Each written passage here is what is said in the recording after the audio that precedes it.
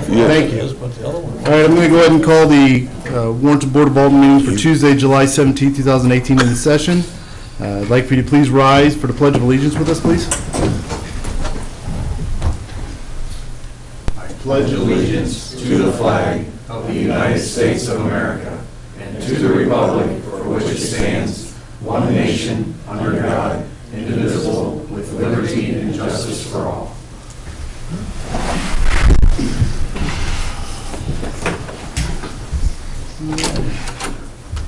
Next we have is a proclamation for someone named Ralph Hellebush. I think there's anybody around here who doesn't know who Ralph is, but once in a while you'll find somebody. oh, hardly ever. Come on up, Ralph. Mayor, Yes. I'd like to say one thing when he gets up here. Sure. You can even say two things.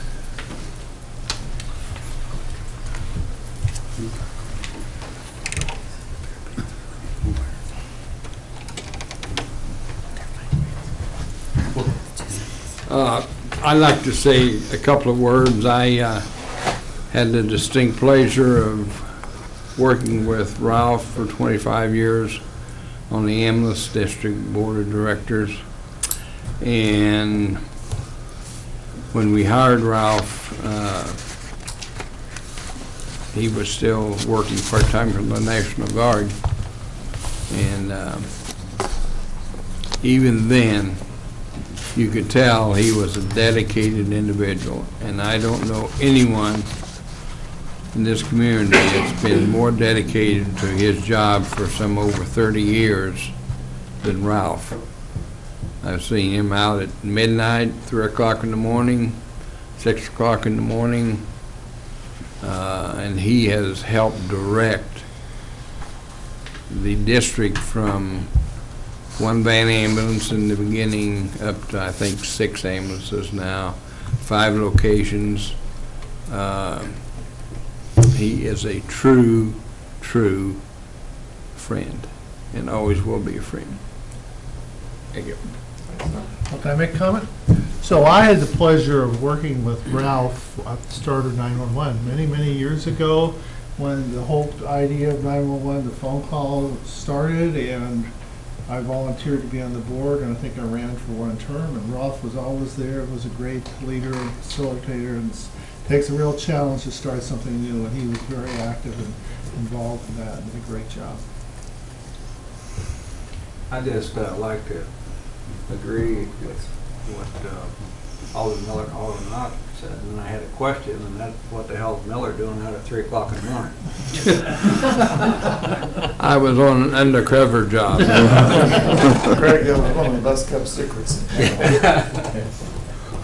I always felt like if I was in trouble and I had to look up, I wanted to see Ralph's face there. That's right. I would agree Because with then that. I'd feel more comfortable. That would be all right. Absolutely. Just seeing Ralph there.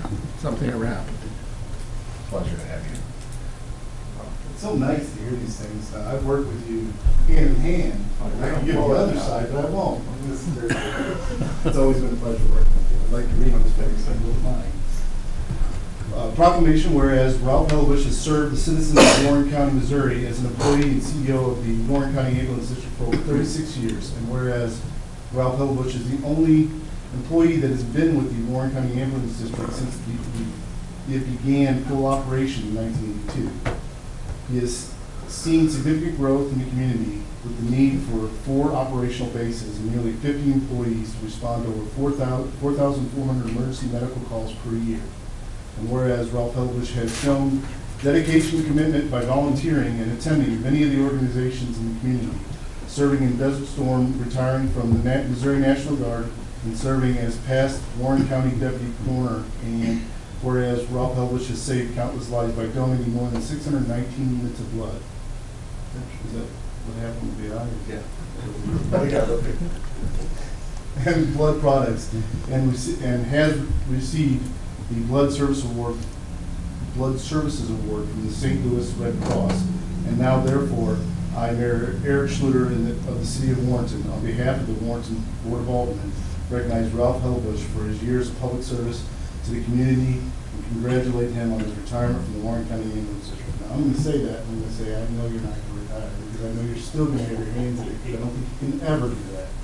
But it's always been a pleasure to work with you, and we've been on some pretty hairy scenes together, and I appreciate your professionalism that you've always shown, and the dedication and how much compassion you've always shown people. So, on a serious note, I do appreciate it, and I do appreciate you.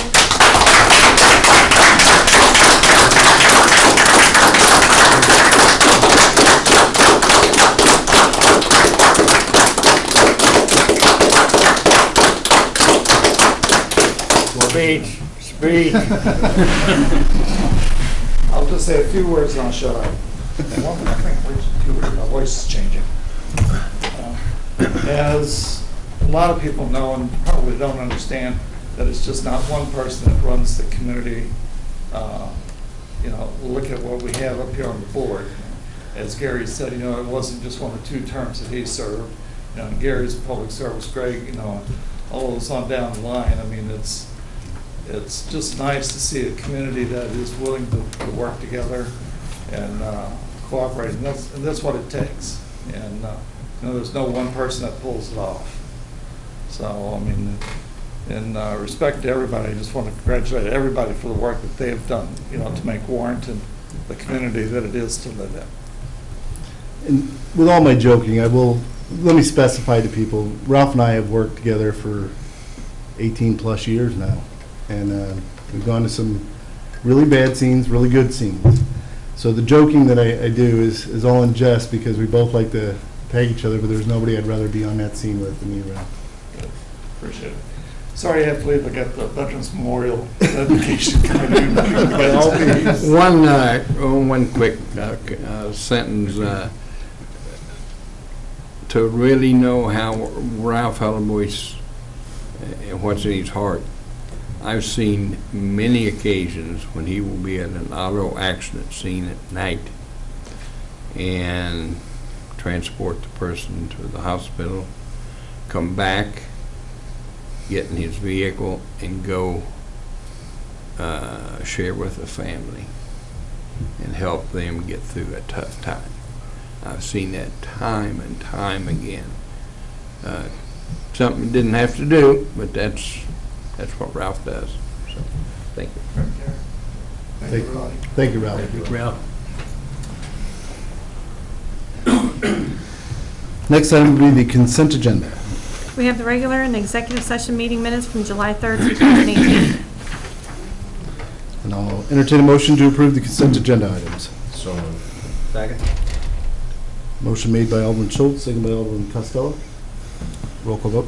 Alderman Deloy, Yes. Alderman Schultz, Yes. Alderman Shell Harvey is absent, Alderman Costello, Yes. Alderman Ock, Yes. Alderman Miller. Yes. Motion passes 5-0 with 1 absent. Next, we'll have the introduction of new employees. I believe we'll start off with, who first? Robert Griffin. He started with Public Works on 7/13.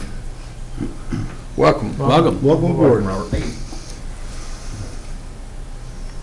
Next, I have 3. up to Lieutenant. We have 3 new officers freshly out of the academy. They're excited to start their career in law enforcement. We're excited to have them. Evan Owens, welcome aboard. We have Michelle Bamer, welcome aboard, and we have Alexander Stevens. Welcome aboard. guys. Welcome, all 3 of you. It's very good to see you guys. Be safe. Met at least 2 of you, I think, yesterday. What's that? Next will be hearing from the public. We ask that if you have something to say, please come forward to the podium. State your name and the business you'd like to speak about, and we'll give you 5 minutes to speak on that.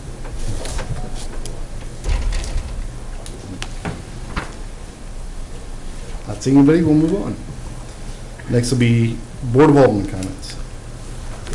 Yeah, I have a comment, and I'd like to kind of read a note that Terry shared with us that's going to come up later in the meeting, because I think it's really important. It needs to be shared several times to the public.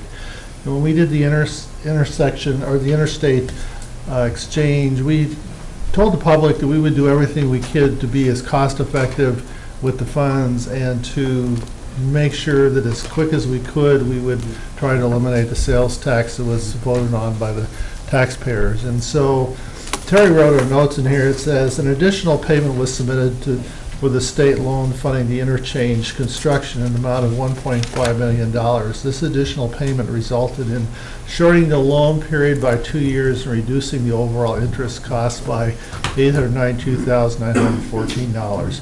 Now, I wanted to read that because I think we went to the public and said we have a commitment to do this. The public supported us. I think it's important that the public know we're doing everything we can to shorten the loan period so we can eliminate the tax. And I think when Terry expands on that, I think it's worth repeating a couple times to make sure that message is out there. And I'll sprinkle it out there. I think that's part of the transparency we've always tried to do. Absolutely, absolutely. So I appreciate you sharing that. Mayor, I got one thing I'd like to mention. We had a short letter to the editor in our paper this past week. The guy was complaining about speed limits around the roundabout, how they fluctuate, and said it was the city that was padding their budget. We obviously don't set the speed limits. So just the public needs to know that, because anybody that reads that, that's all. And Mayor, then on a high note, Ralph mentioned briefly that he was headed to a tribute to Veterans Memorial dedication meeting. The date is not set in stone, but it looks like October 7th. That's a Sunday. It'll be an afternoon event.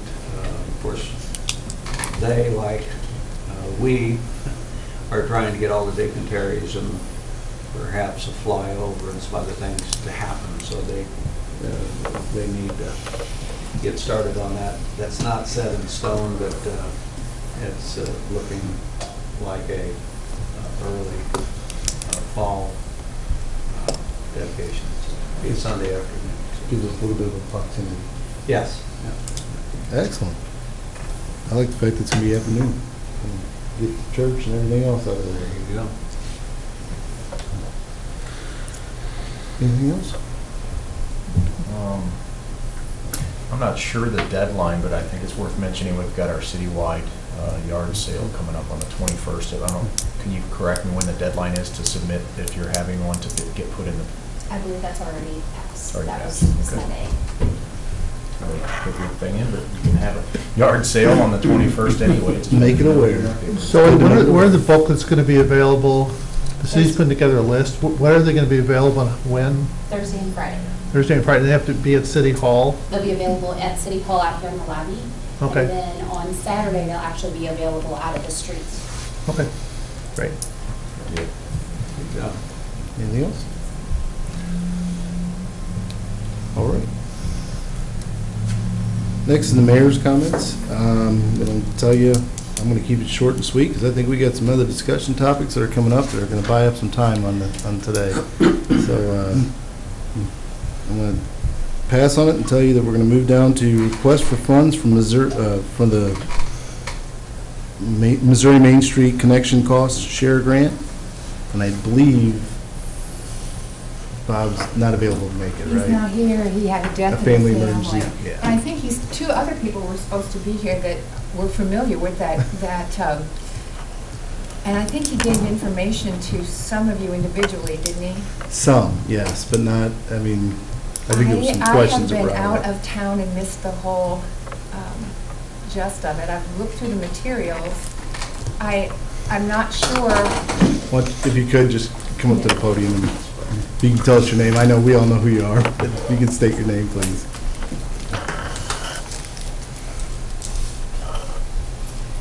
I'm Teresa Brent, and I'm a member of the Downtown Association. This is the gist of it, if you want to pass them around. I'm not sure, there were a couple of things in there I really wasn't sure about, but I don't know if this is the exact answer, I just know we need one. Because Main Street, that first paragraph, I think it couldn't be truer. We need to do something. And if you have a better idea, I'm all about that. I mean, I just feel like in 1981, when my husband got out of the Army, resigned his commission because we didn't want to travel the world. We wanted to be a member of the community. We wanted a community to raise our family in. And he had options all over the place, 3 different states, lots of cities, Wentzville. But when we came to Warrenton because, and I'm not just saying this tonight, because of how it made you feel when you drove down Main Street. And you just don't get that in a lot of places, and I don't want to lose it. I would love to feel that way again, and I would love to have people come and feel that way when they go down our Main Street. The organization, the Downtown Association, at my last meeting, wants to put signs up on both as you leave. Visit historical downtown Warrenton. We can't put those, I don't feel like we can put those signs up right now. That's embarrassing. People get off the highway and here we are. And it takes a lot. When our office burned down, we picked Main Street. It would have cost half as much to rebuild where we were, but we really feel like it's the heart of the community, and we owe this community for the support over the years. And we really want to do something now to continue that. Would it make sense, Mayor, to, and I totally agree with what Mrs. Brenda's comments have been in having owned and remodeled and renovated a lot of buildings on downtown, in the downtown district. I know what the cost and dedication is. It's quite possible that your rest of your group is still on 7 o'clock meeting time, and we've started our meetings earlier. Could we possibly reserve this, if you don't mind sticking around? No, that's fine with me. I would like to have someone who's been involved in the committee. More information about the actual request that you got from? Good idea. Does that make sense? Yes. We'll do that then. So we'll push the topic back.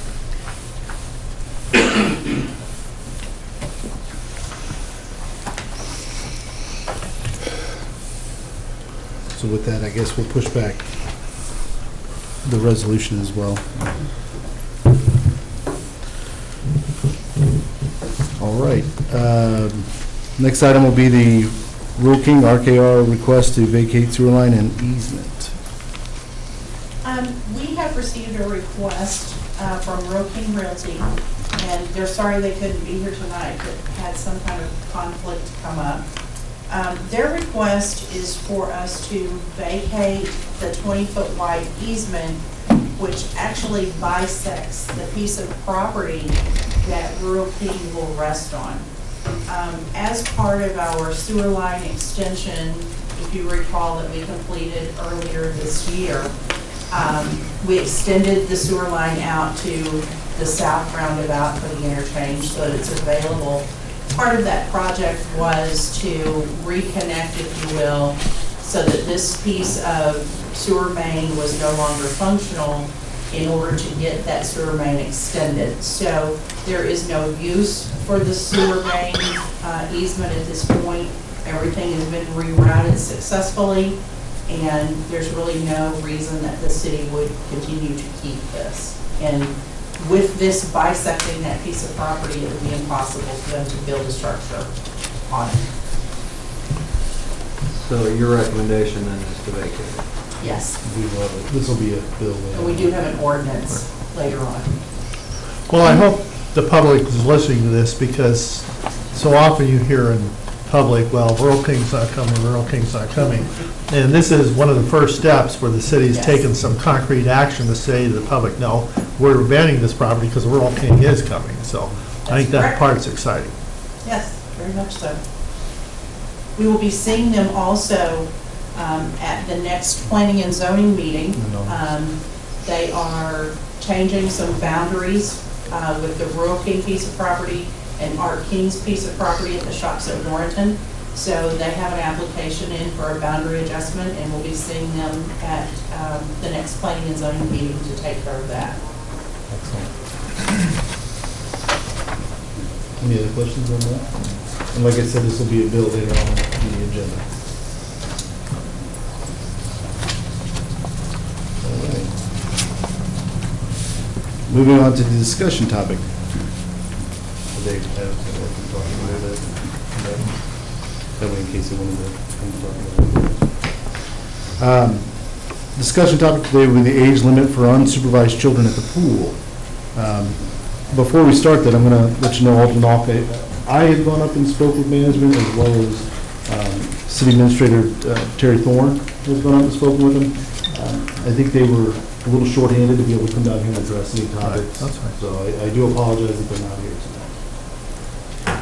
tonight. Well, my only concern there was we hire a management firm to run the pool, and if they have suggestions on ways to make it better, that should really be driven from them. And I realize that, there might be a few situations where there's a few bad apples, but, I would hate to do adjustments there that, first of all, they didn't recommend, and second of all, that penalize families and kids who aren't creating the problem.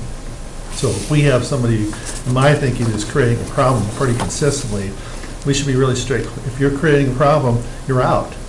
And if you don't want to be out, then you come down and visit with the police chief or the city council and stand up here and tell us why you need to be back in. Because I want to really make sure that the people who are really behaving well are rewarded for their behavior. But on the other hand, have a firm hand with those kids who feel like they can take advantage of situations. That's my concern. And I'm going to go ahead and say right away, I applaud Terry Thorne on her effort on this.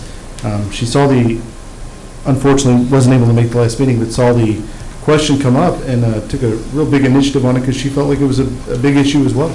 And I think she got with the police chief, and I'm sure Lieutenant Weber as well, and she presented an answer that I thought quick and easy and probably would rectify a lot of situations. I don't know let her speak on that, but to me it made a lot of sense what she came up with. So, okay, I'm going to turn it over to you. Talk about that. In speaking with the pool management, they agree that there really is not a purpose to change the age limits. It was a true fact that it seemed that there were a few bad apples that were consistently at the pool causing these problems that made it uncomfortable for families with children to be at the pool. So I spoke with the chief, and it seems that a lot of these same bad apples are the same bad apples that are making problems at our parks and destroying city property and making big messes in our public restrooms and all those kind of things. So the police department has started regularly making walkthroughs at the pool. And one of the first things that happened was they recognized that there were some of these bad apples that have been given notice that they no longer can be in the city parks. The problem was there's no way for the pool staff to really know who those individuals are. So our officers, by making those walkthroughs, identified those people who no longer have privileges in city parks and have evicted them from the pool. And as a result of that, the pool has become a much calmer situation. So the lieutenant and I spoke again early this week. They're continuing to make those walkthroughs. They will continue to do that throughout the season with the purpose of just making sure that things are calm there and under control.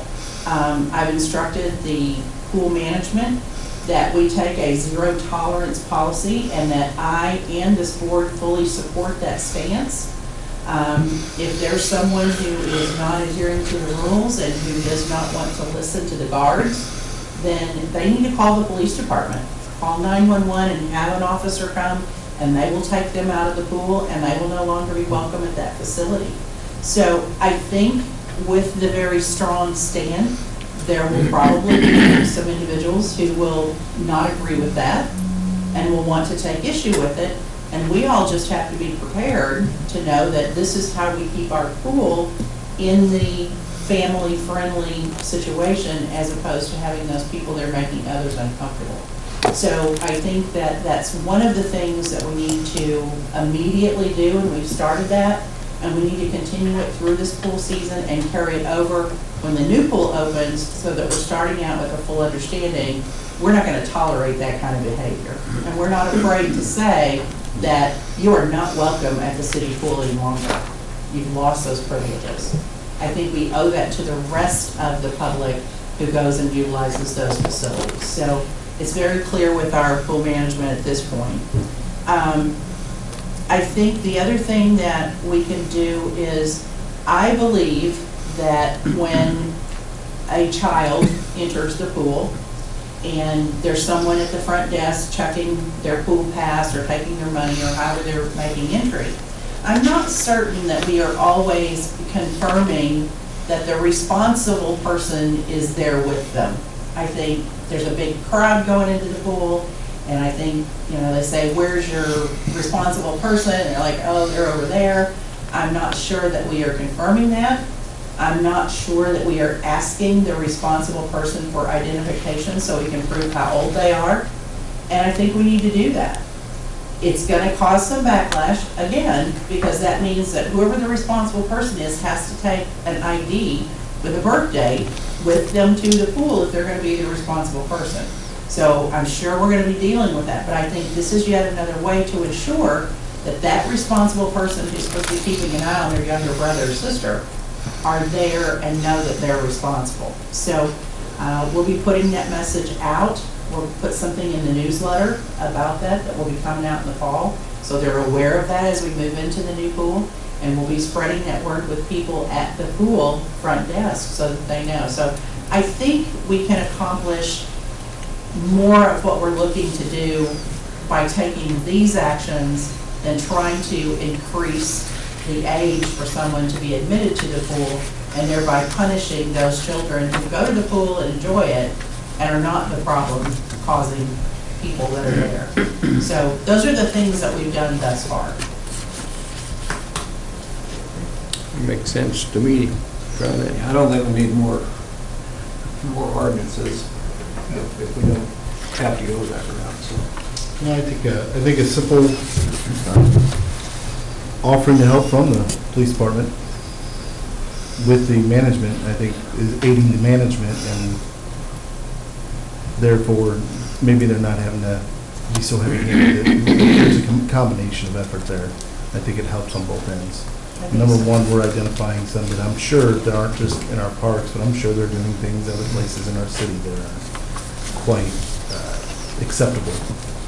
Well, I think I can speak for everybody on the board. None of us have any problem if a parent or somebody has an issue with the rules of having those people come and stand here at the podium and having a discussion with us. I don't think we're going to have any issue with that at all. And, you know, that's really the way it should be done.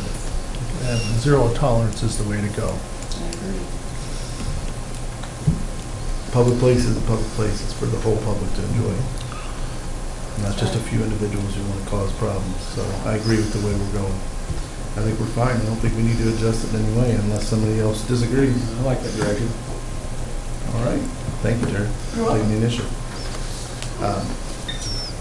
I'm going to just ask it, ladies, are you probably ready here? Yes. Okay. Well, we're going to go back and revisit the request for funds for the Missouri Main Street Connection Cost Share Grant. If you would, just come forward to the podium, state your name, and if you could speak to us about it.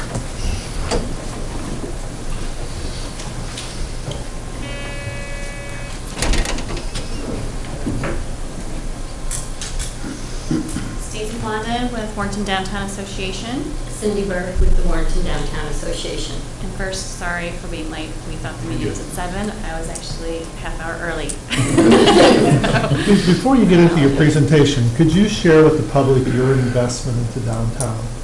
Because I think both of you are property owners, and just talk briefly, because I think they need to understand that you're standing up here because you put skin in the game.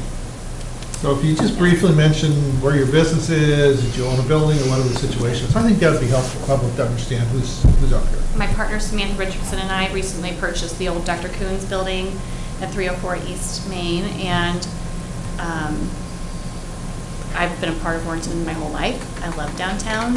I hate seeing it vacant, so one of my personal goals is to see it thriving. Storefronts full of businesses, antique shops, things where you can bring your family for the day, lunch, maybe taking a movie or something at the theater. That's my goal for it. That's why I'm part of Warrenton Downtown Association. And you're well suited for that since you're Main Street Realty. Yeah. Well, and it's not so much that I might gain something out of it with real estate, but maybe I would. That'd be great too. It works. Yeah. My name is Cindy Burke. I've been on Main Street for probably 30 years at 216 East Main Street. I've watched Main Street, actually when I moved in, be very much more derelict than it is right now. I've seen it come back a bit, and now I've seen it become vacant again and have some problems. So it's in my interest. This city has been very, very good to me, and I would love to see this downtown area become a place that people want to come to, that we have street fairs, that we have events happening, and it's a place that people want to come to gather, and it's lost that. So what we're asking for is some support from the city. We revitalized the Warrenton Downtown Association, basically redid everything on it. We got working on the 501c3, and we are now attempting to get this 60-40 matching grant application so that members of the Warrenton Downtown Association, in conjunction with the city's support, because they won't even give us this grant without the city's support, would commit to a 2-year program where at least 4 of us are going to go to 4-day classes. There's going to be a lot of interaction on this, and assist us in making the downtown area a better place for its residents and visitors to come in and be part of this community. So we very much believe in this. We've got a lot of youth and young and ideas and energy behind the Warrenton Downtown Association, and what we're looking for today is some support from the city.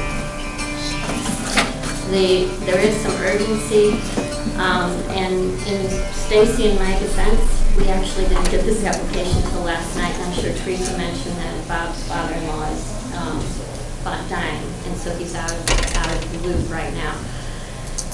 The application is due on the 27th of this month. Our letter of intent has been filed, though. Right. Our letter of intent has been filed. It's been accepted. We've been given the go-ahead to go ahead and complete the application. Inside the application, we'll need a resolution from the city of their support. In addition to that, we're requesting that you provide us the $9,600 of community support for this grant. So the grant total is $25,000, and of that we have to raise a certain amount before they'll even consider. Once the grant is accepted, if we submit this on the 27th, we should hear it's been accepted by August 3rd. On that day, we must sign our acceptance and send this money along. And I will follow that with, because we are newly revitalized, we do not have $9,600 in our Warrenton Downtown Association account. Part of the revitalization is we can open up membership to anyone, any businesses, any organizations that want to be part. So it's not just this corridor down Main Street. It's Warrenton collectively as a downtown district, just supporting our little downtown district area. So Chamber of Commerce could be involved. They could be a member. Other organizations could be members too. So that's going to be part of it, is our membership drive. Our dues are kind of going to go up, and that's going to help supplement and build our funds up so that we can do things. Could you talk a little bit about the full-time component for Director of the Initiative? What does that look like, and how is that funded, or is that part of this money, or what's the story of that? No, part of the program is that we will need at some time to hire a full-time director to promote the downtown area from Warrenton. And that will need to be funded by ongoing fundraising inside of this organization. Okay. So you envision that position would become part of like an employee for the association eventually? Is that what you're Right. talking about? And it would be a goal of ours. Okay, so obviously it's not going to happen anytime soon. Yeah, so in the grant, your indication would be that we understand that bringing in a full-time person is part of what we need to do to continue granting and recruiting the first step. And And that's right- not an immediate requirement. No, it's not. Okay. And it's not required for the city to hire the person, it's No. through you guys. Right. I do have a question, and it's just something we do have to ask. Do you have any commitment from anybody for any percentage to go towards this? Right now, it's 76? just all of us in the group.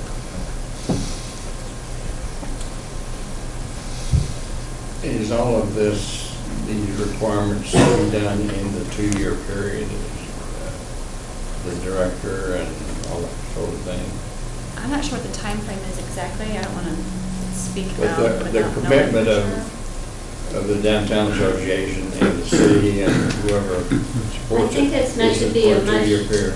no, I think that's just the beginning of a much longer commitment to promote the downtown Warrenton area. The 2-year commitment is for these 4 classes and this ongoing back and forth between the organization, which is basically meant, we're not the first downtown area to try and revitalize. There are quite a few. Lee Summit is one that Bob came back and had a lot of good ideas from.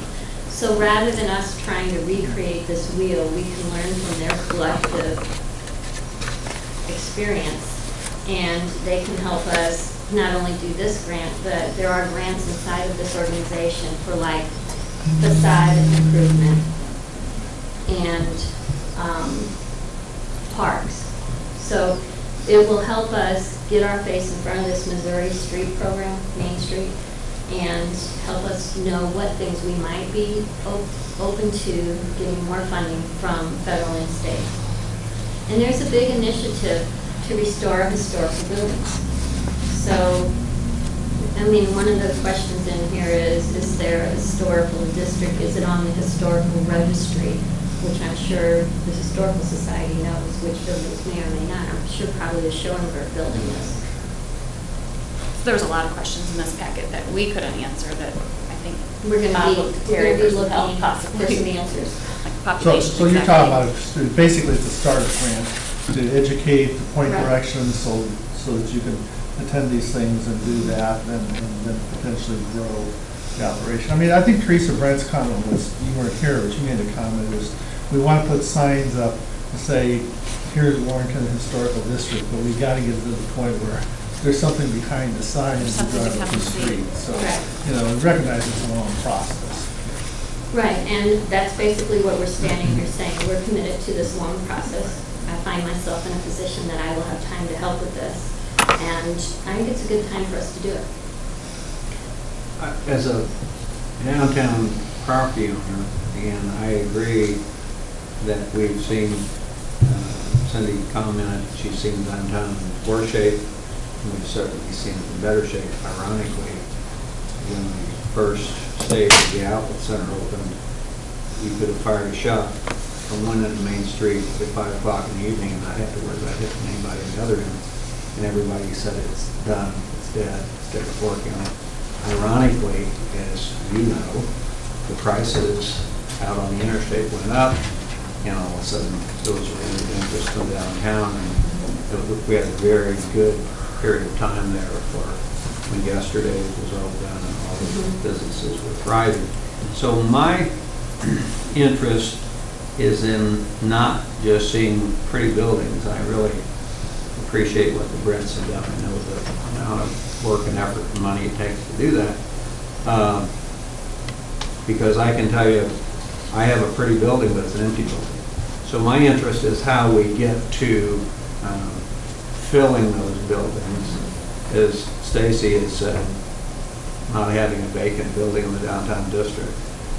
And I'm not sure that just fixing the buildings up, if you don't have a tenant, someone to go in, is, other than making it look good from the outside, is the total answer to it. I'm one that doesn't have a problem voting for the city to try anything to see if it will work. I think the bigger concern that some of my fellow board members have is this, what appears to be a reoccurring cost for this position that would, I think it talks about it being similar in salary amount to an economic development coordinator. We translate that to mean about $70,000 a year.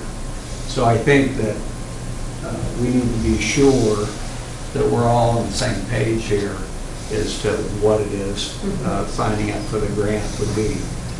Again, I don't. That particular clause in the actual application basically says if the city population is less than 5,000, it could be a part-time position. If it's greater than that, they're looking for a full-time person. And it also says that this grant can have some leeway in that when they learn the situation of that community. So it's not written in stone that we're going to hire a $70,000 economic developer. But it also, one of the questions in here is, does this organization, the Downtown Association, have a contractual agreement with the city to bring people in to occupy those buildings? I never even thought about it. Those are the sorts of things that this group is going to help us, and how do you go about doing that? They're going to help us figure that out. And part of the grant, if I understand right, is helping us figure out how to revitalize, brainstorm. They want to meet with the Board of Aldermen, they want to meet with the mayor. They, right, that's part of it, that's what I was told, is they want to meet with everybody collectively, and it goes towards the engineering and figuring out things. How do we make this a bustling downtown? Yeah, I mean, I don't, again, we spent $8,000 last week on fireworks, so, you know, that, the numbers you're talking about initially don't scare me off or concern me a great deal if it's something that we can learn from, and I'm more concerned about what Lee Summit did. Terry can take you back to the days when we were looking at doing a rec center. That was one of the very places we went. Lee Summit seemed to do a lot of things pretty well. But I am concerned as to what would trigger the $70,000 commitment, because that is a reoccurring cost. Well, again, I want to say there's nothing that says it's a $70,000 commitment. And until we get farther into it, I don't believe that's what we're facing. Okay. I think we're in a good position, and I don't think it's any time in the next 2 years that we're going to hire someone in that position. I would love for that to happen. I would love for us to have street fairs that would generate that kind of revenue, that we could have someone that full-time focused on just promoting the Warrenton area. I'm not sure we're going to make it, but I know if we don't have some focus like this program, we're not going to do that. So, and I know it's a hard question to answer, but I think it needs to be asked, but I know it's going to be asked by us, to us. On the off chance that it's not able to, if we don't get the exemption for the special circumstances, and we do have to hire someone full-time, and it's not able to come together, and the board isn't able to hire anything, what are the repercussions for the grant that they're going to sign, do you know? We don't. And I can decipher from what I read either, that's why I was asking. We can find an answer to that, because it's a valid question. I mean, it's one I would ask. And I know that, it was hard to decipher looking at the question. Yeah, that email came to me a little sketchy.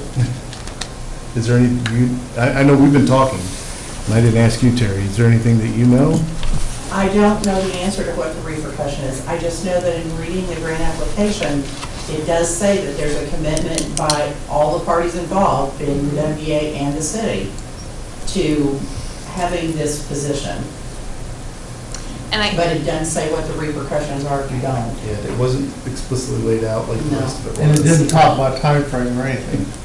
So to me, if this is a 2-year process of educating and seeing, you know, at some point in theory, you can look at it and go, I don't want to do this. And so the idea of a developer of this position would go away anyway. And I actually think, and I don't mean to correct you, because I think you need to catch it when you're reading it, it's a minimum of 2 years commitment. So, I mean, it didn't really specify that it had to be within the 2 years that I read, but it's a minimum of a 2-year commitment together, or from all the individuals that are committed to carry on for revitalization. So I guess it could be over. It was really, well, it wasn't clear. It was clear as mud. Well, and I think what it was basically saying is that you were to work toward the point of being able to hire someone in a full-time position. I mean, ideally, the city population goes up and we have more resource. Well, Cindy, I know you've worked with cities and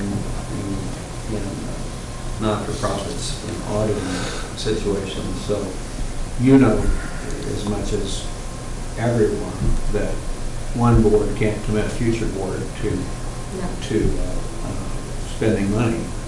So we just need to be I think, very careful in looking at that, make sure it sounds like we need some more answers to maybe before we could make a commitment. I don't mind doing that. I realize that time is of the essence.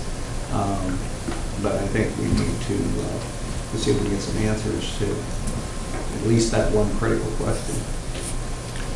So I guess my question back to you is, because you won't meet again before we need to have this application in, if we can get that answer in the next day or so back to you, can you make a decision so that, because we can't not go forward in good faith knowing we don't have the resources at our hand right now to give them a check for that part? Well, I think the city, this is my Ward 1 personal view, but Alderman point of view. A few years ago, we might not have been able to say one or the other. We have a very competent staff and a really strong city administrator. Mayor, I'd be totally comfortable in approving this subject to Terry and our city attorney getting the answers they need, so that we would know tonight that we were only committing to these numbers that you initially put in front of us. That's my feeling. One other point, correct me if I'm wrong, but money or not, if you say you can't help us financially, the city still has to fill out part of this. We still have to have the city behind us. Well, and what they're saying is, by doing that, they feel they may be making a commitment to this full-time position, and they're not willing to make that commitment. Is that not what I'm hearing you say? That's where I'm at. I don't know whether. Well, I have absolutely no problem passing the proclamation, and that's part of what you guys, or the resolution, that's part of what you need to continue moving forward. I have a hard time, when you work out a whole lot of grants, I have a hard time believing that if you accept a grant and you start a process and it doesn't work out, it just goes away. And there's no contractual language, I'm sure, in any grant that's going to force you to do something that you can't do. That you can't economically do. Yeah, so if you come to the point where you just can't economically hire a full-time or part-time development person, the grantor's not going to come in and sue you because you can't do that, or sue the city because you can't do it. It's just, to me, it's just an investment of money on the hopes that we can, through your hard work, get it done, because the agreement's really between the Downtown Association and the grantor. The city is not a part of who would sign the contract line, or are we? You would not sign the contract, but you are committing to be a partner in the project. The language is very clear.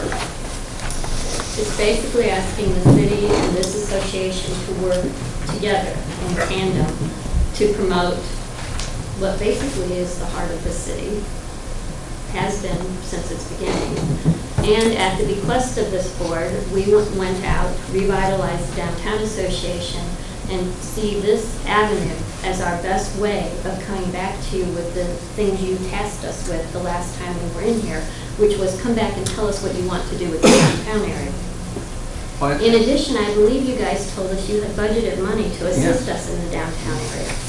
Absolutely.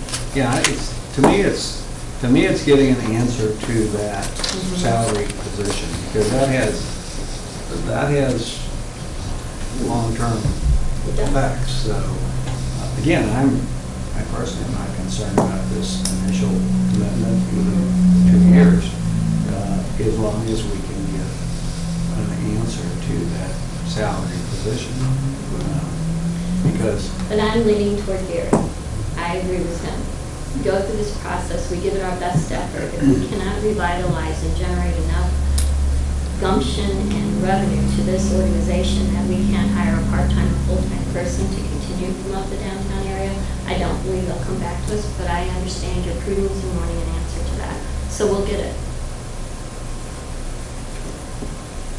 So, does anybody have an issue of passing the resolution and making a commitment to the funding subject to the answer?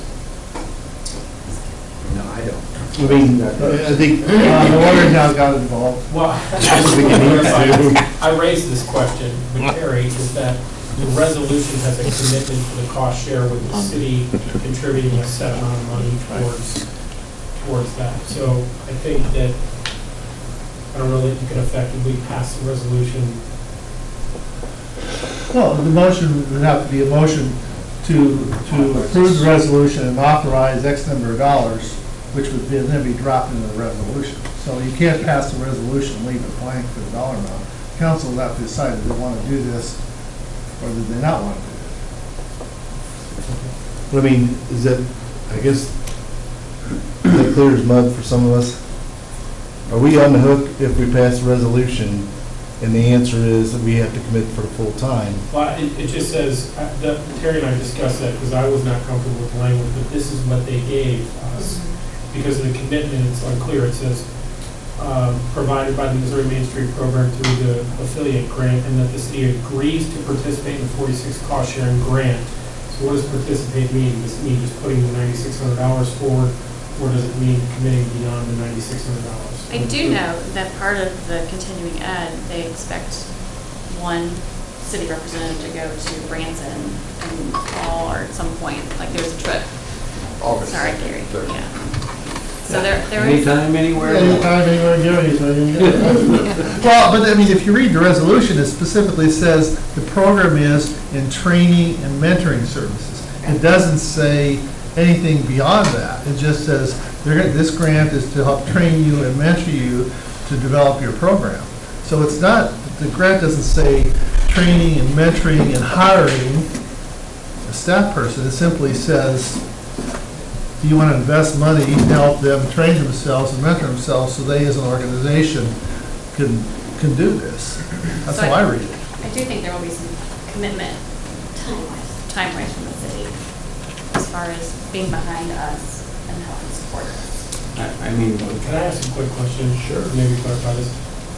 In reading the criteria, you can request a waiver of the commitment for a full-time employee. Mm-hmm. Do you intend to request that waiver specifically as part of your grant application, which will determine whether or not you're eligible, or are you going to put in your grant application that you intend to hire a part-time or full-time person? I think all that you have to say is that it is our intention to work towards the ability to hire a full-time person. So you're not going to say... I am definitely not saying we are for sure hiring a No, full-time not going to, because it looked like in the criteria you could specifically ask that condition be waived or postponed. I was just wondering, because if you guys were going to make that commitment that you're not going to try to hire a full-time person, maybe that would make the board more comfortable with just getting everything done tonight, if that was part of the grant. My reading of that application, which I will admit only landed in my email box last night, was that we only had to say that we would work toward hiring a full-time person, not a commitment that we would hire someone.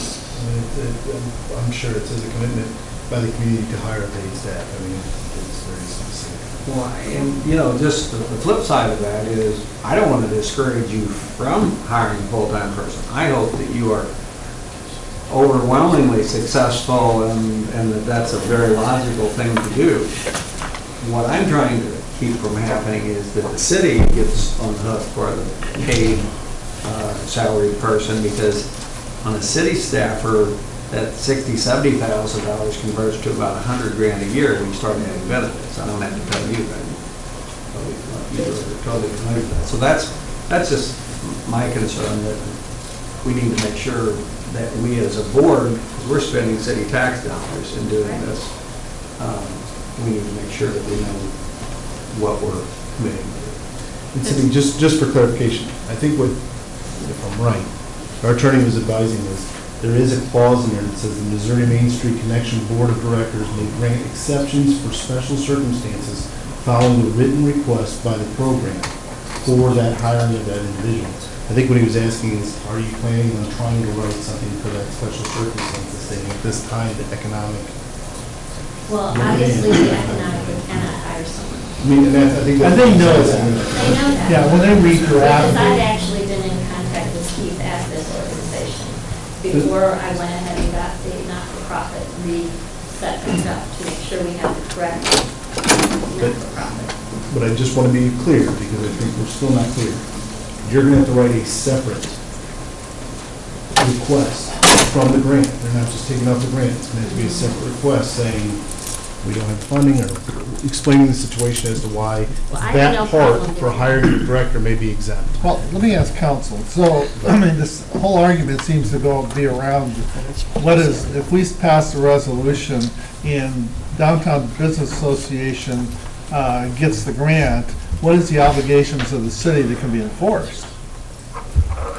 Can they opt that grant and force the city to hire somebody? That seems to be the sticking point. No, they could not force the city to hire somebody, but they could say, you have to pay the money back, or you have to pay the full grant amount back. But my point was, Alderman Ock, was, because you can request an exemption, if they commit to say, we're gonna request an exemption, and not indicate that we're going to hire somebody because it's just not in the plans right now over the 2-year period, that may make you guys comfortable enough to say, look, if you're committing that your grant application is going to request an exemption from this, then you know anything you agree to do is not agreeing to participate in funding a full-time position at some point in the future. That was the point I was making with regard to the application when Terry and I talked about it. Would that be a question we could ask along with the other question? Yeah, I mean, I don't know that you have to ask the question. If you guys are saying, I look, we're think going to we go. can honestly say that we could write that. Right, is that Request for you're waiver. requesting That- exemption because you don't have it? No. I don't foresee that we're going to be able to in the next 2 years I don't fund see it for happening any either. employee. So if they I mean, say, so I'm really okay with the total amount.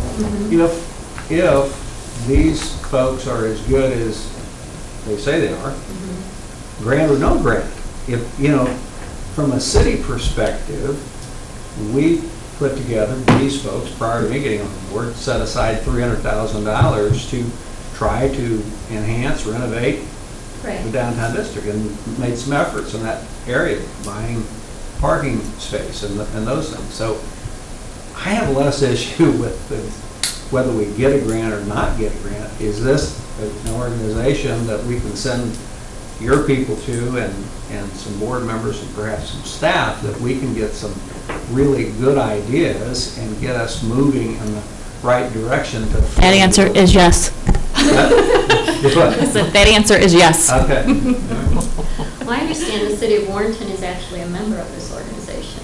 I don't know how long ago it became a member of this organization. I was thinking that when you said you had to have a full-time, I wonder if that was, when we had Ms. Roberts in here, who was economic development, if that was part of being a part of that. Could have been, yeah. Because when I called to check, I asked, is there anyone affiliated with the organization from Warrenton? We don't need to recreate the wheel. They got somebody out there that got some... No, but it would be great to have someone else's money to help us. I Not think just yours, the big money. if our council is comfortable with what we just discussed, this is a good starting point. We've got to get a starting point to be able to get the wheels moving. Ideas, try things, add something to get this going, get it off the ground. And I'm comfortable with doing a vote tonight. Okay, let me raise another point that Terry brought up, because I think we need to discuss it. So you're asking us for 100% of the match.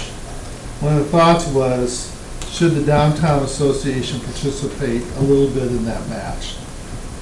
And a level. And I know your guys' financial commitment to downtown is huge.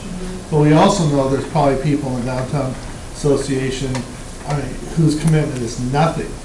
Right. Right? I mean, we see buildings that aren't painted and need repair by people we know who could afford to fix them. And so if we go back, present company excluded, I guess, but if you go back and we were to say, well, we want some kind of token participation on the part of downtown members, is that unreasonable? No, I don't think that's unreasonable at all. I mean, it may, because of the timing of it, it may have to come straight out of our very small resources that I have in this downtown association, which would be very little, just to get around and talk to everyone, because I do have a full-time job. Tax season's over. No. Is there any other questions?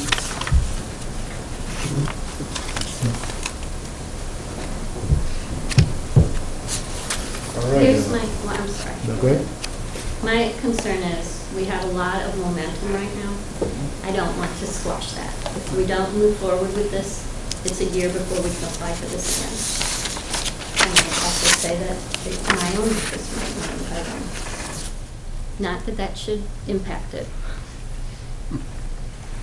Well, I think we're at that point where we can safely vote on it and make a motion. Mr. Just something on this. I mean, so my thought is, I'm going to reiterate this one more time. I'm getting notes from you. If the board's not comfortable making a joint commitment for the long-term cost of $70,000, they're not comfortable that they're going to have the money. So I think if you make a motion based on them applying for an exemption from the commitment to the 2-year position or the full-time position, I think you can pass the resolution and fund that amount in whatever Alderman you thought you wanted to do without where you can accomplish it tonight and avoid having to have a follow-up to that question. And I That guess works for everybody. to follow that up, what my commitment would be is then if you're turned down on the grant, then I think we look at the city funding the program without the grant.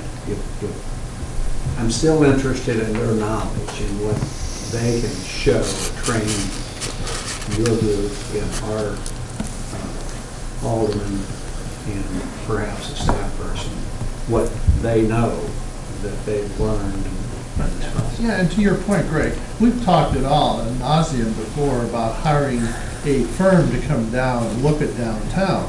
So I don't see how this is any different than that. It's the same thing. So if we say, well, we want to hire XYZ engineering firm to give us an idea what downtown beautification or whatever it is we want to look at, we don't have any problems at board in making that investment. And I think this is the same thing, in my thinking.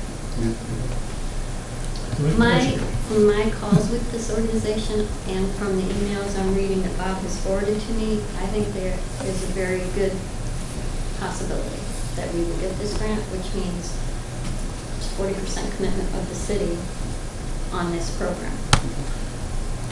Mayor, I would like to make a motion, Word it. Get all the words in there. This is going to be a difficult one. Write it down. that we approve the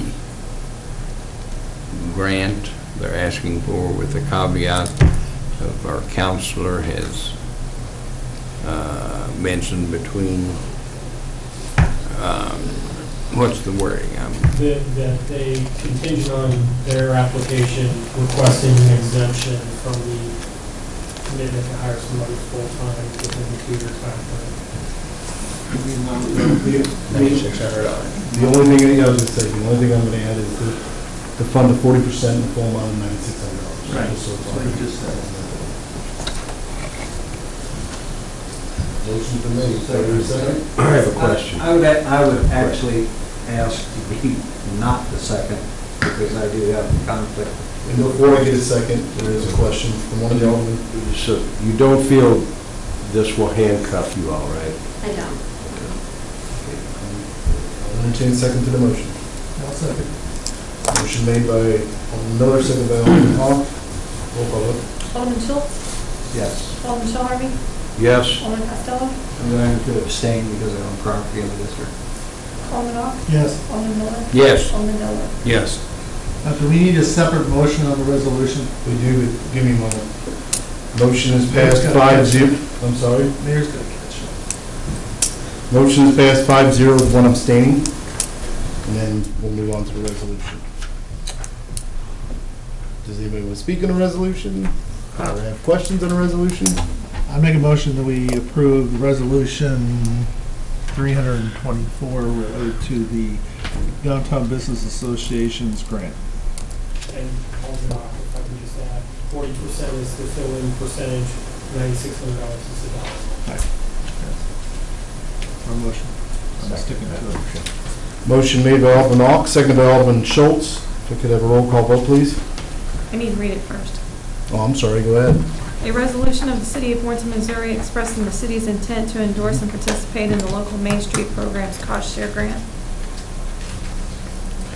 Motion made by Alderman Ock, seconded by Alderman Schultz. Roll call vote. Alderman Shell Harvey. Yes. Alderman Costello. Abstain? Alderman Ock. Yes. Alderman Miller. Yes. Alderman Deloy, Yes. Alderman Schultz. Yes. Motion passes 5-0 with 1 abstain. Thank you, Mayor. Thank you all. Thank you Thank you very much.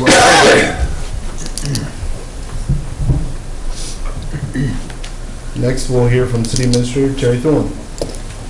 My first item for you this evening is again to talk about the loan that Alderman Ock stole my thunder earlier on. We did make an additional payment of $1.5 million back to the principal of this loan, which original principal amount was $15,400,000. And it originally was due to be paid off in 2037, in March of 2037. By making this payment, we shortened it so that the payoff now is March of 2035. We saved $892,914 in interest. And our intention is to continue to make payments toward the principal of this loan as we have funds available to do so. I fully anticipate that there will probably be another $1 million once the interchange project is wrapped up, so that we know there aren't any more unexpected costs. I expect there to be another $1 million available at that point. And then I believe by the end of the fiscal year that we are currently in, we will have excess funds that are generated by the sales taxes of probably close to another $1 million that we will be able to pay at that point. So the sales tax is coming in at least as well as we anticipated. Every new business that opens adds to that, because if you recall, when we applied for the MTFC loan, we based our expectations on sales tax receipts only on existing businesses at the time we applied for the loan. So everything that opens, when the new Schnucks opens, when the new Broking opens, any new business that comes in is only going to add to that pool of money so that we're able to pay this loan off faster.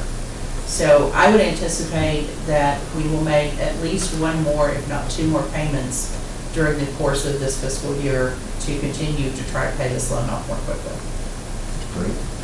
Great job. Good deal. You bet. The only other thing I have for you is more for the public than all of you, because I've sent you all numerous dates for the interchange grand opening. It is scheduled for August 21st at 6 p.m. Out at the interchange, we will have advertisements in the newspaper inviting the public. We will be doing some specific invitations to parties who were involved in it. But mark your calendars. It'll be the big celebration, and we will take the first trip over the overpass as part of that ceremony. So August 21st, 6 p.m. Excellent. On that note, as most of you know, I like watching dirt move and equipment operated. I've been wondering at the stonework that they've done, the landscaping on the off-ramp wedges going each direction. Looks like they went up so far and then they've put a soil cover on it. Is that going to go up higher, or do you know? I think that the level of the soil will be at the top of where the stone is, because there will be plantings. There are flagpoles and lighting that go there. Okay. And then around the front of the stone, it says Warrenton or City of Warrenton, but there will be some writing there showing that it is Warrenton, and then plantings in front of it. So they're waiting to install flagpoles and stuff. Yes. So I've been asked, will the landscaping be done prior to the opening? No, And the answer it's is the no. wrong time of year to try to put plantings in and keep them alive. So none of that will be accomplished. I think the flagpoles may be in, but none of the plantings will actually be accomplished until the fall. Another question, maybe this is a guy question. There's 3 or 4 fire hydrants that sit right by the service road, and you can envision in icy weather, somebody coming down and sliding off and taking one of those out.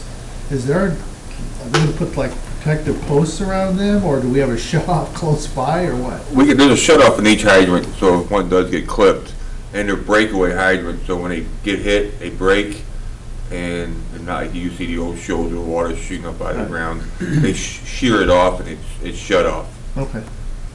All right, because there's like 3 or 4 of them, and I could envision in an ice storm, somebody coming down the road and taking one of those out pretty easily. Now, not nobody driving a little Toyota like mine, but somebody could. That's all I got. Thank you. All right. Next, we'll hear from Director of Operations, Brandy Walters. Good evening. I have the Aquatic Center parking lot bid, and our recommendation is to award that to Busy Bee. This is for just the parking lot just in front of the Aquatic Center out of the new pool park. I have a question on that, Brandy. Busy Bee Paving, do you know anything about that company? I do. Yeah, they do a lot of commercial work. My family's been in the paving business for years, and I called my uncle, and he said they're reputable. So. Okay. Any other questions? I'll entertain a motion to award the Warrenton Pool parking lot bid to Busy Bee Paving in the amount of $123,000, the low bid. So move. Second. Motion made by Alderman Costello, seconded by Alderman Schultz. Roll call vote, please. Alderman Costello? Yes. Alderman Ock? Yes. Alderman Miller? Yes. Alderman Deloy, Yes. Alderman Schultz? Yes. Alderman Shell Harvey? Yes. Motion passes 6-0. Anything The else? only other thing I have is today we got word that they will be starting on that road extension from Highway 47 to the pool park on Monday. So we can't try and go back there anymore then. Well, we No can more try. sneaking. No sneaking. We can try. Oh, no. Come on, Gary, you and I. Can't do it in a Toyota, but you can probably do it in a Ford truck. Well, you never know. You can't hear that Toyota coming. If I lose a tailpipe, I hope there's less money in my car. Thank you, Brandy. Next, we'll hear from Maintenance and Grounds Director Brad Boozy-Cruz. Good evening, Board, Mayor. At my monthly report, mowing has actually started to slow down, which is good because we're had the guys out there at the new park trying to knock down all the wheat and stuff that we had planted. It's all dead, and trying to get it to kind of reseed if we ever do get any more rain. So we're kind of starting on that. The lights, poles, conduit is all in, all the Ameren stuff is done that we're doing. They still have to set their transformers. We have that. We're working on the lines to the, I think tomorrow we're going to put the line into the new pavilion down at the amphitheater, the power line for that, for them. So we'll have that dug. They had we were going to do it Thursday, and they had a schedule change, so they said we might as well go ahead and put it in. So we'll have that in tomorrow. So we're coming along out there. We should next week hopefully start to get the Jeff's going to let us borrow the vac truck. We're going to vac all the holes in, get the light standards in, and hopefully get those poured by the end of the week, or that's what our plan is. So and then we'll probably wait a while before we actually set the lights until we get all the road work done and what have you on that. So last time Gary was in the park, he told me that the lake kind of has a lot of growth on the top of it. How do we handle that?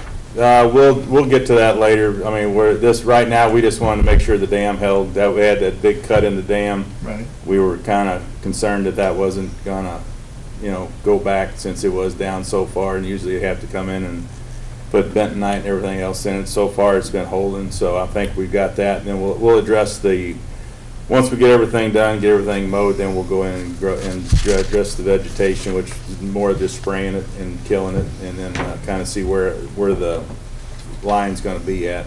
So it's come up, as you probably noticed, it's up probably 4 foot from where it was before. So do you anticipate if we ever get rained, it's going to go higher? Or is that it definitely definitely will be up to where it was before. Okay. With that come out the spillway on the north end. Okay. So. Yeah. I just didn't want Gary to go back there and have concerns about that. So. No. I do have one thing here before I go. Let's see, let's find it. Let's see.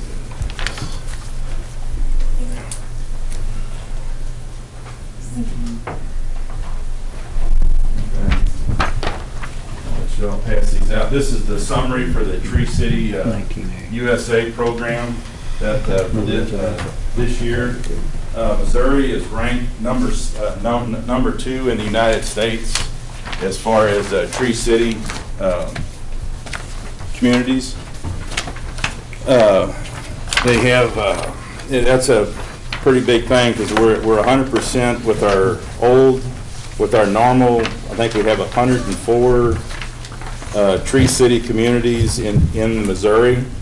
That we added 9 new Tree City communities this year. Planted just over 13,800 new trees in the Missouri Tree City communities, and I guess the money spent on urban forestry management was over $24.5 million is what we spend on trees for the year. So I mean, it's something to say for the Tree City that we do. It's a good thing. It's something that in 44.6% of Missourians live in a Tree City community. So that's something to kind of a feather in our hat for bringing business in, because there's a lot of people that look at this. I didn't realize this, but that is one of the few things, or one of the things that people do ask. I had no clue that that they would, but this is something, because they know that people are they care about trees, and you've got a community that takes care of them. And then I have one other thing, and it seems like the YouTube or our things are the best way to get that word out. Binkley Park. Our dog lovers need to start picking up their stuff, because it's getting really bad. I mean, we've finding it all over the trail. The bags are there, everything is there, the signs are there. The next thing we're going to do is I talked to the lieutenant today. If we can, might have to put an ordinance in, and if we can see the people doing it, we're going to give them a ticket, because we got a new dog park that's going to open up, and this is all, the dog owners are the ones who are going to be cleaning it up. I mean, this is what they want. They're supposed to take care of it. Well, Binkley has gone downhill in the last probably month or so. People get out, let the dogs roam, nobody there, they get right back in the car and take off. Wayne is trying to track some of them down, because they come in, let the dog out, let it do its business, and they right back in the car and take off right in front of the bag station. I mean, this is what we were afraid was going to happen. When we start letting the dogs in there, it goes good for a while, but it seems like the dog owners are just letting them roam and not cleaning up. And it's not. I don't think it's right for other people that are not dog owners to have to come in with children and stuff to walk around this on the trail and everything else that we have to go in and clean up. I'll go back to Alderman Costello's statement. It seems like a few bad people try and ruin it for everybody. So I'd be much more supportive if it's an ongoing thing to look into an ordinance for ticketing. So, Brad, is it your thought when the dog park opens that then you'll not allow dogs in Binkley at that point again, or what's I don't know. I think that's something we'll have to sit down and discuss. Yeah, I was going to say, I don't know, because I'll tell you, I know there are some people that are respectful of cleaning up. They like walking or running with their dog. Right, and I think that's more, the dog park, I think, is my understanding, is you let them off the leash, let them run, let them socialize, where in the park, they have to be on a leash, they have to be walked, and the owners are supposed to clean up after them as they're walking, but the dog park was where they can just kind of run, do whatever they wanted to do, Brad, socialize with other dogs. Let me ask you a question. I mean, even not visiting an ordinance, if they're just letting them out, or we're observing them, just letting them out, I mean, isn't that the leash violation that we can assign right now to write them a ticket for leash violations? If they're just letting the dog out to do its business and come back, it's not on a leash. It's true if we can get there close enough. No, I agree. It's going to be a little tough, but I mean, it is a ticketable thing we can do now. Right. But then also the ones that just walk them I down agree their with you. business and then. If they're on the leash and not picking it up there. Right. We have to visit it there. Yeah. So, just so if other, if other people see them, doing it, just say something to them, or, if we have to, we'll call the police and maybe that'll help. So, I know there's probably not gonna be a thing we can do, but at least they would know, that somebody is watching them and. Well, if you don't get it out there, then nobody knows, right? Yes, let's hope so. That's all I have. Thank Anything you. else? Well, thank you. I have one question. Sure, go ahead, guys. Brad, I know, and we've talked about this before, and maybe you've even answered it. The other night, at a concert in the park, I had a couple people ask me about the dead trees. Yeah, that's coming up at the next park board meeting. We've already got the bids. We just got to get the okay to pay for them, and those 4 trees are coming down. Okay. So. Because Yeah, we've been wanting to get them down, but it's a pretty sizable chunk of money. So. Yeah, and those are huge trees. So. Yeah. Okay, thanks. Yep. Brad, I have a question, and I know you guys are snowed with stuff to do, busy. We need to do something with the weeds in front of City Hall. There's 3 milkweeds that are. We're leaving those. Actually, we planted those to get the butterflies and stuff in. Those are those purple. Actually, we were talking about doing some more there to get them up to when they haven't bloomed yet. So that's when they bloom is when we have them. Well, I think we're going to have this same problem out at the new memorial, because I think isn't that what you're all planning to do, is the natural prairie with milkweeds and everything on the hillside. So we were just trying to see. Justin and I, we had some seeds left over and wanted to see how they would do in there when they come up to bloom. It looks pretty ragged in front of the City Hall. Well, we'll get the Roundup out and we'll take care of them. Okay, that's all I got. I think they look fine. Let them bloom. I like the natural look. Thank you, Brad. I appreciate it. Next, we'll hear from Public Works Director Guy Jeebers. Good evening, Mayor and Board. I have my monthly report. A couple of things we've been doing is we installed some storm sewer at the pool. Had a storm repair off of Santa Maria. Installed some water lines. Had some other minor water repairs. We had 2 sewer backups, both on private individuals, and the monthly flushing was almost right at 6,000 feet. So they did pretty good with the heat being on and out doing routine flushing. Have you adjusted, Guy, your work day because of the heat? No, just make sure we plan it accordingly and try to get the major stuff going. We poured some concrete today and it showed up right at 7, trying to get it down before it got stupider.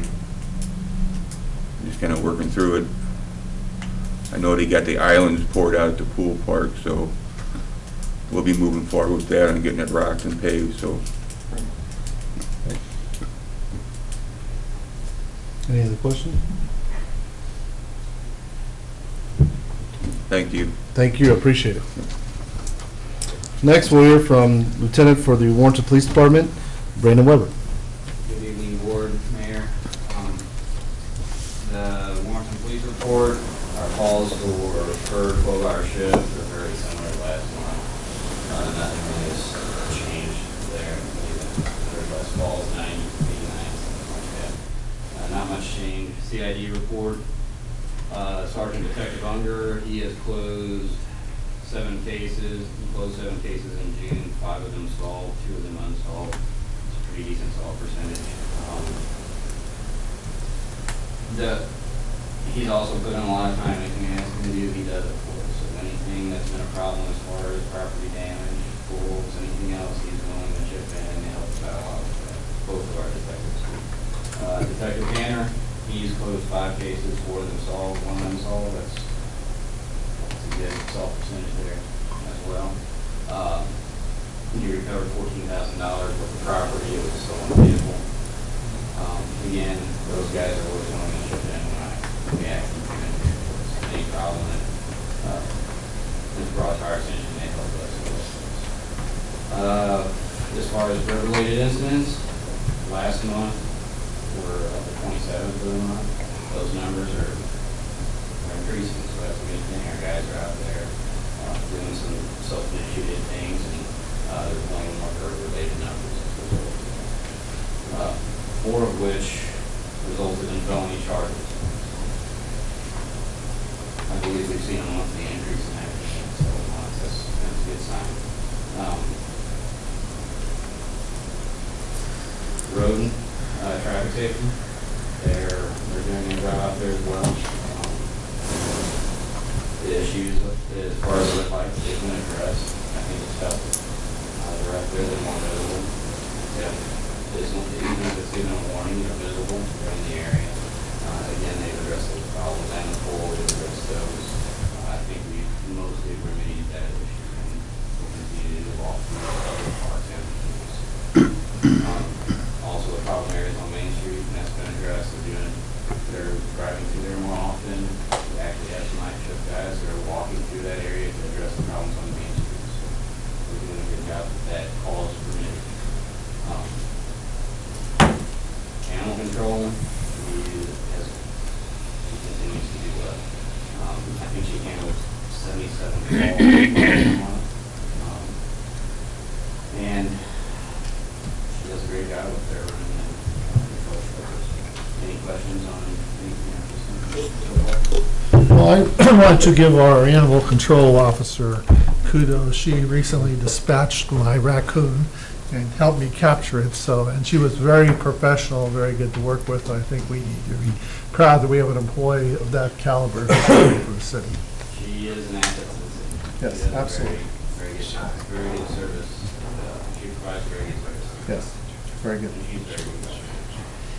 Lieutenant, I have a question on your citation totals Yes, sir. by violation. In the center of your report there, it lists about 6 or 7 over the speed limit numbers. It looks like there's about 140 citations for speeding.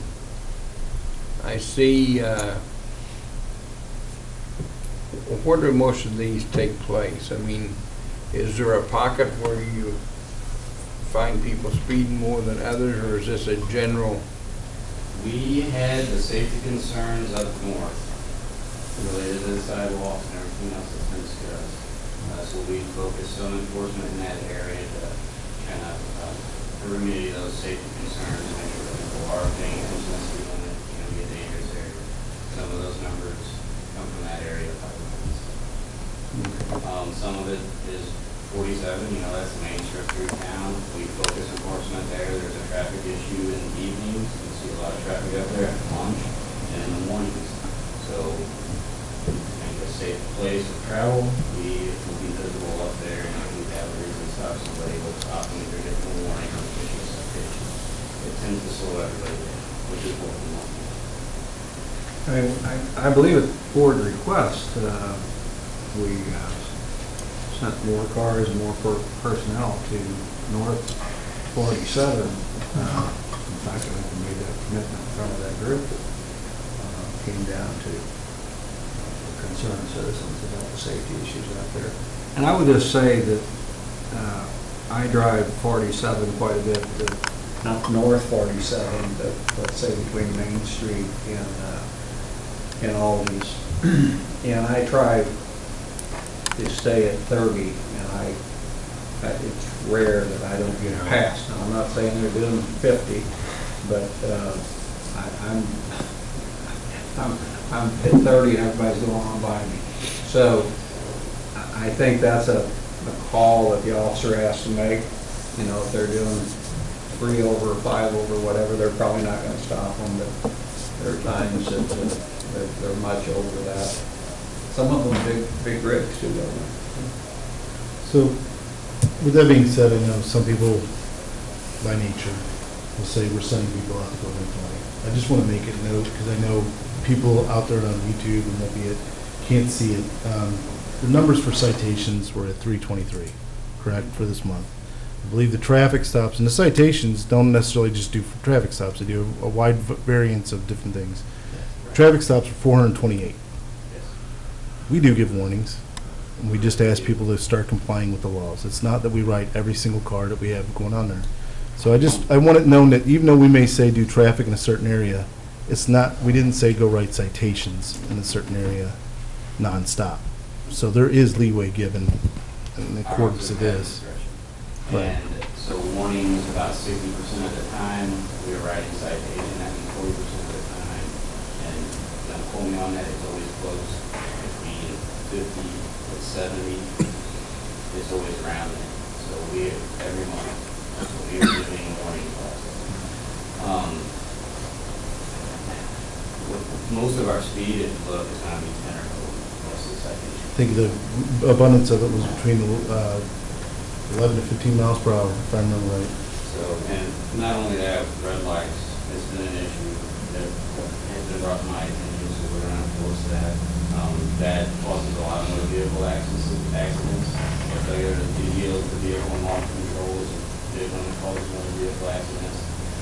Our enforcement is related to safety concerns, so we're going to, that's part of law enforcement. We're going to do that. Our goal is not out there to carry And like I said, there again, I'm just kind of heading off the pass, and sometimes we don't ask for that explanation, so thank you for explaining that. Well, I think there's, The one I see is a 6 to 10 miles over the speed line. 'Cause I had a couple calls over the last month that they got speeding tickets for doing 30 and a 20, one when they were going down a hill.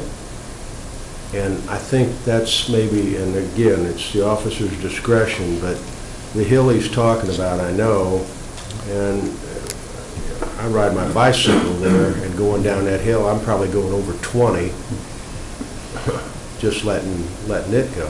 So I think that's some of the area maybe that, you know, and I don't want to come down on any particular officers or anything like that, but I think that's somewhere maybe they need to be use a little more discretion, if at all, especially to our local citizens that are usually used to obeying the laws and everything. But you know, I don't want to pick on one particular, but that was one that I thought, because I know the hill he was talking about, and I thought, well, that's kind of, you know. The only thing I will say about that is, you're correct, under 10 over, it's not that offensive, but it depends where it's occurring. We're in a neighborhood where children are playing, that becomes a bigger issue. 10 miles an hour, if the child runs out in front of you, if you're going 10 miles an hour, even 5 miles an hour over, it gives you a lot less time to stop. So it depends on where that's occurring.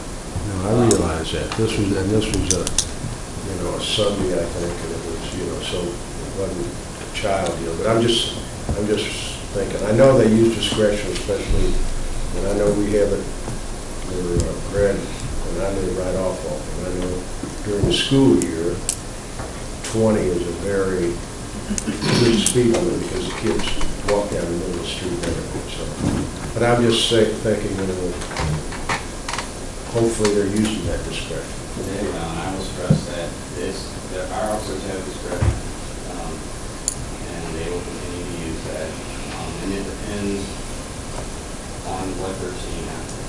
What was around when speeding was occurring, what neighborhood it was. If you're doing 10 over on Warren Avenue, that's not a good place to speed at all. There are a lot of children out there on bikes and other things, and you never know what a child's going to be. So it would be very easy to be an accident caused by just 5 over. Our guys are not looking for 5 mile an hour over. But if they see one and it's deemed to be unsafe, they're going to make that stop. my comment I was going to make, taking your point, you know, people saying, well, the city's trying to raise money through fines. I mean, we're a, what, $10, $12 million operation. And the budgeted fine number of all fines, not just traffic, but all fines, is only $340,000. And this was in the 2017 budget. I mean, if we're going to make money as a city, we're going to do it through sales tax money where we can really generate dollars, because if you move the fine budget up from $340,000 to $360,000, that's not going to be a significant dent in operation. So that's not a motive for us to try to raise money and balance the city. I mean, it just doesn't make sense. Now, I understand that's a common argument people have because they're upset because they get caught, but from a financial reality, this is a drop in the bucket of what we do. And Mayor, I just want to make one point from the court side of it. Our municipal judge, Judge McDonough, since the inception, he became our municipal judge. If you are a first-time offender with a ticket, he will allow you to do community service and will apply for our community service program. Now, most people don't want to take advantage of it because it's 4 or 5 hours a day, but if a court was just primarily trying to generate revenue, they wouldn't offer a community service program with a fine. And that's been a policy that's been standing, I think, Alderman off for 7 to 10 years. And there are some people that take advantage of it. There are a lot of people that don't. So, to say we just primarily generate revenue, we've had this community service program in effect so long, I think it's just a anecdotal tale. And maybe somebody upset about a speeding ticket. Because I'll tell you, Alderman Chillerby, I've been the prosecutor here for Warrington for 17 years, 16 years, and I don't think I've ever seen a speeding ticket written for 6 miles over or below in my time here. So there may be a 10-mile-an-hour over one, but I will tell you, largely officer discretion I defer to, except when they get into those single digits. And if I talk to Lieutenant Weber and there's an issue where I see repetitive behavior, some certain officers, we know you guys will hear about it, and we talk to that officer about what he's doing, what he's seeing, and what's happening. Well, and that's why, the only reason, because there was 37 in the exceed speed limit 6 to 10 over, and that was just. Yeah, I would guess that's probably in the and I think special enforcement area. Yeah, probably that could be. And I think that closer to the 9. It's probably closer to the 9 in area, and not 6, 7, 6. And I know that, they don't worry about the fine as much as they do points and stuff like that. Well, and anybody that comes to court that has an explanation, I talk to them, and the judge talks to them. We always willing to listen to people's stories when they come to court. So I encourage them to come to court to come talk to us. I'm sure you do.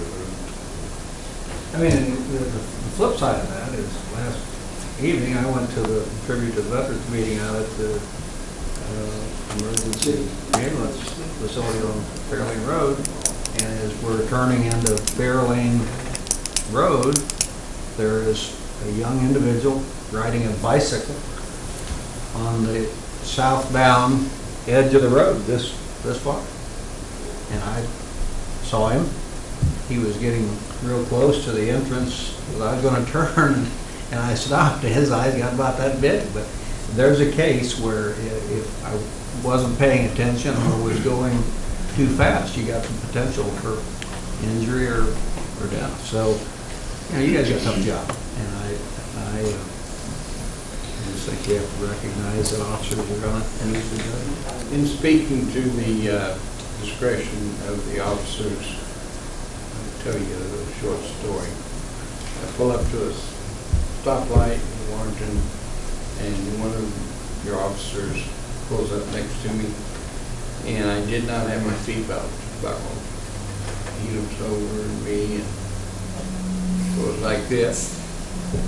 And I know the officer, but I thought, they need discretion. And they use it responsibly for the most part. And if there's an area I need to address, I will address it. Yeah. But it's all about road safety. I am not in the right direction. The department location. The city's location is not right. It's road safety, and we have some really strong concerns. One was posted right toward the piece, I believe, about the red lights. So when there's a concern, it's brought to our attention. attention, we will address that as well. And if you can slow people down, and they got office needs, better for everyone. Appreciate it. Thank you. Next, we'll hear from Acting Building Commissioner Mike Cross. Good evening, Mayor and Board. Before you guys, you have your monthly report for code enforcement. Well, Greg was so excited this evening, he looked at the year-to-date residents, we're up to 39 Yes. residential permits. That's outstanding. I mean, just absolutely outstanding. He pointed that out to me when we were sitting here. Seems like almost more daily. I know it's not, it seems like it. I would think that we'll probably have 11 more before the year's closed out. We'll be I'd say close at to least, 50. If not more. Yes. Any questions? So you're up to full staff? No. You're still short? No, we're still short. Okay. We're still looking for another code enforcement person. Okay. But you have some relief. It's not you by yourself anymore. No, that's correct. And we still have one in training. Okay. And he's starting to get with the program, so it's just a slow process. Okay. Is your department driving the tempo? Not yet. Okay. Any other questions? Just while we're on staffing with the, and this is Brandy, I know it's Mike's time, but are we to full staff on law enforcement now? As of Monday. Great. Staff. Okay. Good. Thank you. Sorry, Mike. Anything further, Mike? No, sir. Appreciate it. Thank you. Bills to ordinances. So I'll entertain a motion for the first reading of bill number 41-18. So motion to introduce bill number 4118. Second. Motion made by Alderman Costello, seconded by Alderman Deloy. An ordinance determining and declaring the necessity of acquiring for public use a permanent easement for the construction of a sidewalk along Highway 47 in Warrenton, Missouri, authorizing the city administrator and her designees to negotiate for the purpose of acquiring the necessary interest in the land, and authorizing the city attorney to institute condemnation proceedings if such interest in land cannot be acquired by purchase through good faith negotiations. I'll entertain a motion for the second reading and passage of bill number 41-18. So moved. Second. Before we vote, I think we need to point out to the public, 47 has been an attention area, and this is one of the steps in the process of getting us to where we need to be on sidewalks. So sometimes when you sit in the public, it seems like nothing's going on. So this bill is really our step in trying to start acquiring the land necessary to put the sidewalk in. So moving forward on it. One remaining property, we were unable to get the easement. On South Complete the 47. 47 South 47, right. We were? One remaining property. We were able to get it? We were not. No, all the others. We were not able to get one. And so we're starting also the north side of this too, right? Is that what this ordinance allows? No, this is purely that one sidewalk easement to complete Oh. South Okay, 47. all right. We have found that on North 47, we have to go through the full MoDOT bid and RFQ process before we can hire an engineer Okay. to start that. Okay. So it's going to be a while. Did I stand corrected? The motion has been presented by Alderman Schultz and seconded by Alderman Shell Harvey. An ordinance determining and declaring the necessity of acquiring for public use a permanent easement for the construction of a sidewalk along Highway 47 in Warrenton, Missouri, authorizing the city administrator and their designee to negotiate for the purpose of acquiring the necessary interest in land, and authorizing the city attorney to institute condemnation proceedings if such interest in land cannot be acquired by purchase through good faith negotiations. Roll call vote, please. Alderman Ock. Yes. Alderman Miller. Yes. Alderman Deloy. Yes. Alderman Schultz. Yes. Alderman Shell Harvey. Yes. Alderman Costello. Yes. Bill passes 6-0. I'll entertain a motion for the first reading of bill number 42-18. So moved. Second. Is that Bob? Is it you? Schultz. Motion made by Alderman Shell Harvey, seconded by Alderman Schultz. An ordinance amending section 700.120 of the municipal code of the city of Warrenton, Missouri, establishing rates for sewer service within and outside the corporate limits of the city of Warrenton. I'll entertain a motion for the second reading and passage of bill number 42-18. So moved. Second. Motion made by Alderman Delloy, seconded by Alderman Costello. I'm sorry, who was that? Alderman Costello? Yes. An ordinance amending section 700.120 of the municipal code of the city of Warrenton, Missouri, establishing rates for sewer service within and outside the corporate limits of the city of Warrenton. Roll call vote. Alderman Miller? Yes. Alderman Deloy, Yes. Alderman Schultz? Yes. Alderman Shelby? Yes. Alderman Costello? Yes. Alderman Ock? Yes. Bill passes 6-0. I'll entertain a motion for the first reading of bill number 43-18. So moved. Second. Motion made by Alderman Miller, seconded by Alderman Ock. An ordinance amending section 705.210 of the municipal code of the city of Warrenton, Missouri, establishing rates for the use and consumption of water within and outside the corporate limits of the city of Warrenton. I'll entertain a motion for the second reading and passage of bill number 43-18. So moved. Second. Motion made by Alderman Schultz, seconded by Alderman Deloy. An ordinance amending section 705.210 of the municipal code of the city of Warrenton, Missouri, establishing rates for the use and consumption of water within and outside the corporate limits of the city of Warrenton. Roll call vote. Alderman Deloy, Yes. Alderman Schultz, Yes. Alderman Shell Harvey, Yes. Alderman Costello, Yes. Alderman Ock, Yes. Alderman Miller. Yes. Bill passes 6-0. I'll entertain a motion for the first reading of bill number 44-18. So moved. Second. Motion made by Alderman Costello, seconded by Alderman Shell Harvey. An ordinance authorizing vacation of a 20-foot wide sewer easement located at Lot C of Warrenton Outlet Center. I'll entertain a motion for the second reading and passage of bill number 44-18. So moved. Second. Motion made by Alderman Miller, seconded by Alderman Ock. An ordinance authorizing vacation of a 20-foot wide sewer easement located at Lot C of Warrenton Outlet Center. Roll call vote. Alderman Schultz, Yes. Alderman Shell Harvey, Yes. Alderman Costello, Yes. Alderman Ock, Yes. Alderman Miller, Yes. Alderman Deloy. Yes. Bill passes 6-0. I'll entertain a motion for to close the regular Board of Alderman meeting. So moved. Second. Motion made by Alderman Schultz, seconded by Alderman Costello. All those in favor? Aye. We are so adjourned, that is majority.